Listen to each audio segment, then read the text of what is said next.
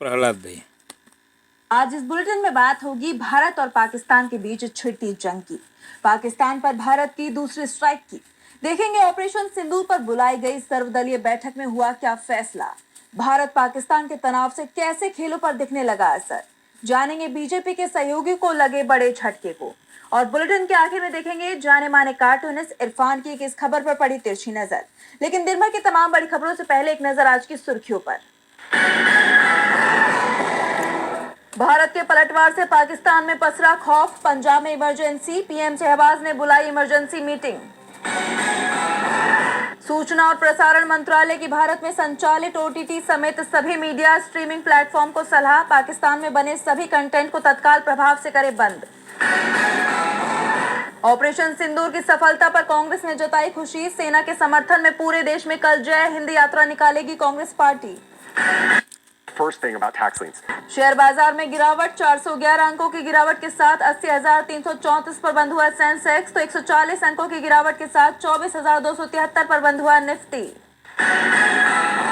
ये तो थी सुर्खियां। अब बात आज की सबसे बड़ी खबर की। तो भारत और पाकिस्तान में आमने सामने की लड़ाई छिड़ गई है। भारतीय सेना के ऑपरेशन सिंदूर के जवाब में पाकिस्तान ने भारत के 15 बड़े शहरों को निशाना बनाने की कोशिश की, लेकिन भारत ने उनके सारे अटैक फेल कर दिए, जिसके बाद दोनों देशों में तनाव गहराने की आशंका बढ़ गई है।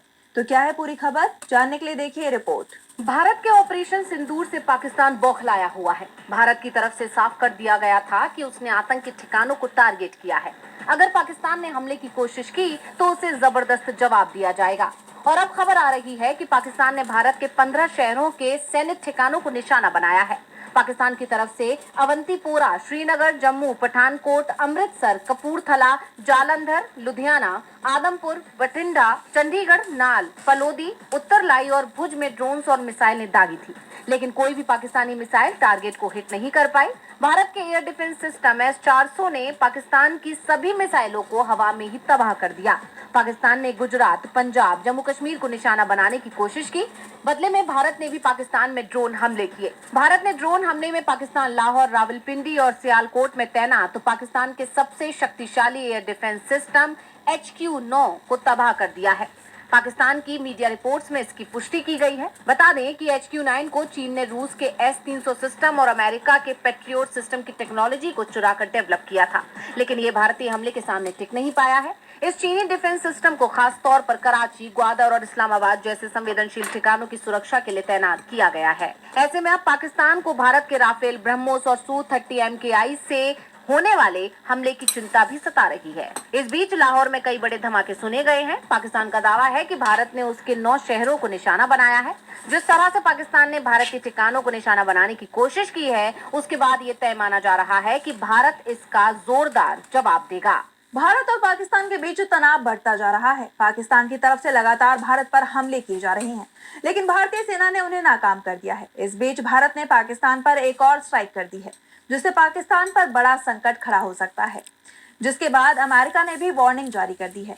देखिए रिपोर्ट। भारत की एयर स्ट्राइक के बाद से पाकिस्तान की तरफ से जिस तरह के बयान सामने आ रहे हैं, उससे ये साफ जाहिर है कि पाकिस्तान बौखलाया हुआ है, लेकिन भारत के एक्शन भी रुकते नजर नहीं आ रहे। अब भारत ने पाकिस्तान पर एक और स्ट्राइक कर दी है। ये एक्शन पानी को लेकर लिया गया है। भारत ने चिनाब नदी पर बने सलाल डैम और बगलिहार डैम का गेट अचानक खोल दिया है। दरअसल पहले भारत ने पाकिस्तान के खिलाफ कार्रवाई के तौर पर सलाल और बगलिहार डैम के सभी गेटों को बंद कर दिया, जिससे पाकिस्तान में पानी की समस्या खड़ी हो गई थी। लेकिन अब अचानक से सलाल डैम का एक गेट और बगलिहार डैम के 6 गेट खोल दिए गए हैं। भारत ने किसी भी वार्निंग के बिना पानी छोड़ दिया, जिससे पाकिस्तान में बाढ़ आ सकती है। यानी भारत ने पानी को पाकिस्तान के खिलाफ हथियार के तौर पर इस्तेमाल करना भी शुरू कर दिया है। इसके अलावा भारत ने पाकिस्तान एयर स्पेस को भी बैन किया है। यानी अब किसी भी देश की कोई भी फ्लाइट्स जो पाकिस्तान के एयर स्पेस का इस्तेमाल कर रही हैं, उन्हें भारत में घुसने की इजाजत नहीं मिलेगी। इसके साथ ही अलर्ट के तौर पर देश में 25 एयरपोर्ट्स को अस्थायी रूप से बंद कर दिया गया है, जबकि 25 उड़ान मार्गों को अगले आदेश तक क्लोज किया गया है। इन प्रतिबंधों के बीच 400 से ज्यादा उड़ानें रद्द भी की गई हैं। इस बीच अमेरिका ने अपने नागरिकों को जरूरी एडवाइजरी जारी की है, जिसमें कहा गया है कि वे जल्द से जल्द लाहौर छोड़ दें या अपना बचाव करें। अमेरिका ने लाहौर में अपने दूतावास के सभी कर्मचारियों को भी दूसरी जगह जाने के निर्देश दिए हैं। इन हालात को देखते हुए पाकिस्तान में फिर किसी बड़े हमले की आहट सुनाई दे रही है। दोनों देशों में बढ़ते संघर्ष को देखते हुए केंद्र सरकार की तरफ से सर्वदलीय बैठक बुलाई गई। इस बैठक की अध्यक्षता राजनाथ सिंह ने की और बैठक में उन्होंने सभी को ऑपरेशन सिंदूर की जानकारी दी। इस बैठक में विपक्ष ने एक सुर में आतंकवाद के खिलाफ की गई सरकार की कार्रवाई का समर्थन किया। तो क्या कुछ हुआ बैठक के दौरान, जानने के लिए देखिए रिपोर्ट। संसद में सुबह 11 बजे केंद्र सरकार ने सर्वदलीय बैठक बुलाई। ये बैठक ऑपरेशन सिंदूर की सफलता के बाद बुलाई गई, जिसमें भारतीय सेना ने 6 और 7 मई की दरमियानी रात पाकिस्तान और पीओके में 9 आतंकी ठिकानों को ध्वस्त किया था। बैठक की अध्यक्षता रक्षा मंत्री राजनाथ सिंह ने की, जिसमें गृह मंत्री अमित शाह और संसदीय कार्य मंत्री किरण रिजिजू मौजूद रहे। रिजिजू ने बैठक के बाद कहा कि रक्षा मंत्री ने ऑपरेशन सिंदूर पर सभी दलों को जानकारी दी। सरकार की मंशा स्पष्ट की गई और विपक्ष ने परिपक्वता दिखाते हुए समर्थन दिया। इस गंभीर विषय पर राजनीति की कोई जगह नहीं है। ऑपरेशन सिंदूर अभी भी जारी है। वहीं बैठक के बाद कांग्रेस अध्यक्ष मल्लिकार्जुन खड़गे ने कहा कि हम सेना और सरकार के साथ हैं। देश की सुरक्षा में कोई भेदभाव नहीं। हम सर्वदलीय बैठक में शामिल हुए और हमने एकजुटता दिखाई। वहीं नेता विपक्ष राहुल गांधी ने कहा कि हमें अपनी सेना पर गर्व है। सरकार के हर एक्शन को हमारा समर्थन है। पूरा सपोर्ट दिया हमने। जो खारगे जी ने कहा वो सही है कि ऐसी चीजें हैं जो डिस्कस नहीं करनी है, तो बस सबने सपोर्ट किया। बताते चले कि सर्वदलीय बैठक में असदुद्दीन ओवैसी, संजय सिंह, संजय राउत, सुप्रिया सुले समेत तमाम विपक्षी दलों के नेताओं ने भी हिस्सा लिया। सरकार ने ऑपरेशन के उद्देश्य, रणनीति और भविष्य की सुरक्षा नीतियों पर चर्चा की। इस बैठक से यह संदेश देने की भी कोशिश की गई कि पाक के साथ जारी इस तनाव में सभी सियासी दल सरकार के साथ हैं। ऑपरेशन सिंदूर की हर तरफ चर्चा हो रही है। भारत की ऑपरेशन सिंदूर कार्रवाई और पाकिस्तान के रावलपिंडी स्टेडियम सहित कई शहरों में हुए हमलों के बाद सुरक्षा चिंताओं ने आईपीएल और पीएसएल जैसे टूर्नामेंट्स को झटका दिया है। धर्मशाला का आईपीएल मैच अहमदाबाद शिफ्ट कर दिया गया, जबकि पीएसएल पर रद्द होने का खतरा मंडरा रहा है। दोनों देशों में तनाव का असर अब क्रिकेट पर साफ दिख रहा है। भारत पाकिस्तान के बीच बढ़ता तनाव धीरे धीरे कर जंग का रूप लेता दिखाई देने लगा है। इस समय भारत में आईपीएल और पाकिस्तान में पीएसएल क्रिकेट लीग खेली जा रही है और दोनों देशों के बीच जारी तनाव का असर इन दोनों लीग्स पर दिखाई देने लगा है। 11 मई को धर्मशाला में होने वाला Punjab Kings versus Mumbai Indians का मैच अब अहमदाबाद में खेला जाएगा। ये फैसला 7 मई को भारत द्वारा पाकिस्तान और पीओके में आतंकी ठिकानों पर की गई सैन्य कार्रवाई ऑपरेशन सिंदूर के बाद लिया गया। इस कार्रवाई के बाद दोनों देशों में तनाव चरम पर है। गुजरात क्रिकेट एसोसिएशन के सचिव अनिल पटेल ने बताया कि पंजाब किंग्स और मुंबई इंडियंस का ये मुकाबला अब अहमदाबाद के नरेंद्र मोदी स्टेडियम में होगा, जो आईपीएल 2025 में गुजरात टाइटंस का होम ग्राउंड है। पहले कयास थे कि ये मैच मुंबई के ब्रेबॉर्न स्टेडियम में शिफ्ट हो सकता है। वहीं धर्मशाला का हवाई अड्डा, जो अंतर्राष्ट्रीय सीमा से मात्र 150 किलोमीटर दूर है, सुरक्षा कारणों से बंद कर दिया गया है। केंद्र सरकार ने सीमावर्ती राज्यों के हवाई अड्डों से सिविल उड़ानें रद्द कर दी हैं, क्योंकि पाकिस्तान से जवाबी हमले का खतरा बना हुआ है। भारत ने आतंकी ठिकानों को निशाना बनाया, जिसके बाद कराची, लाहौर और रावलपिंडी में हमले की खबरें आईं। इन सब के बीच रावलपिंडी का क्रिकेट स्टेडियम भी तहस नहस हुआ है, जहां 8 मई को पाकिस्तान सुपर लीग यानी पीएसएल का मैच होना था।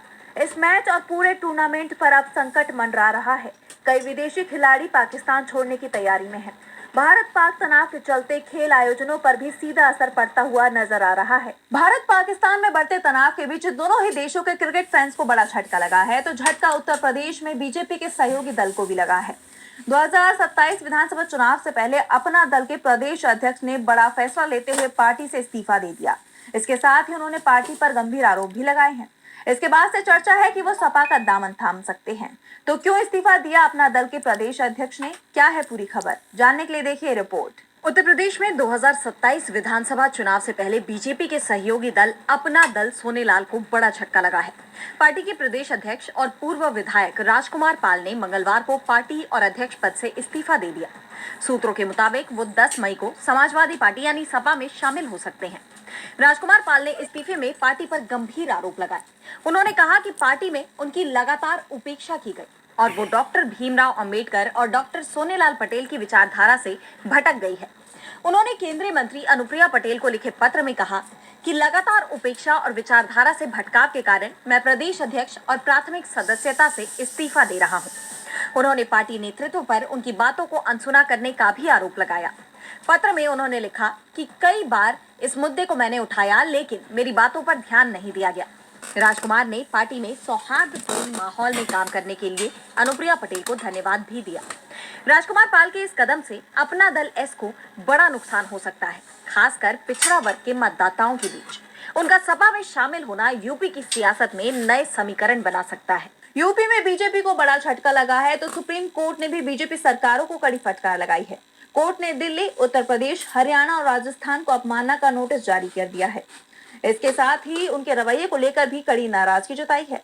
तो क्यों बीजेपी सरकारों पर भड़का सुप्रीम कोर्ट, जानने के लिए देखिए रिपोर्ट। दिल्ली, उत्तर प्रदेश, हरियाणा और राजस्थान की बीजेपी सरकार मुश्किल में दिखाई दे रही है।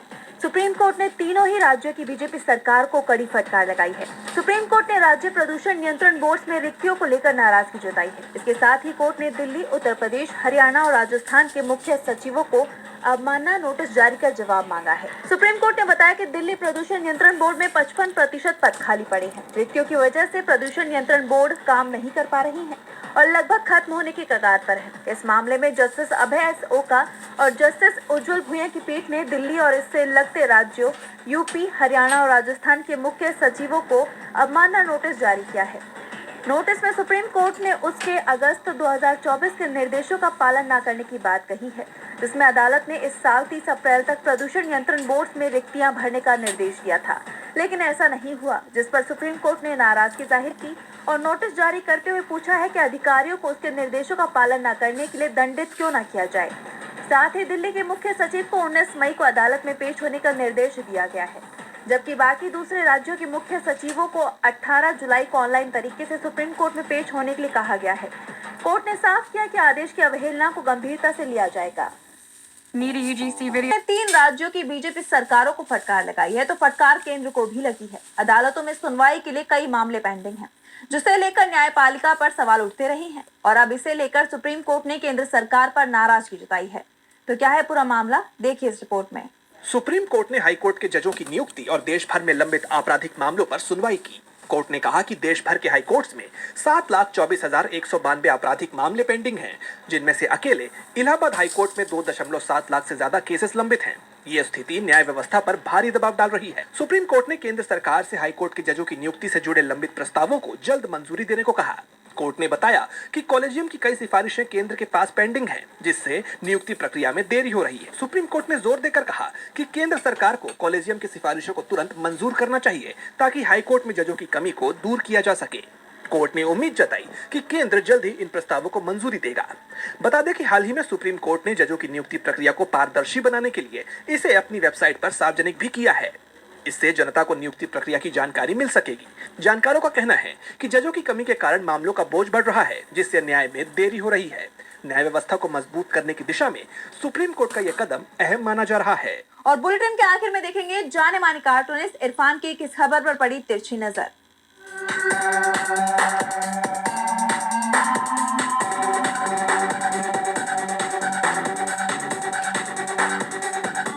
अब आया हूँ पहाड़ के नीचे। पाकिस्तान को पिछले 70 सालों से जो सबक नहीं मिला था वो इन दिनों मिल रहा है।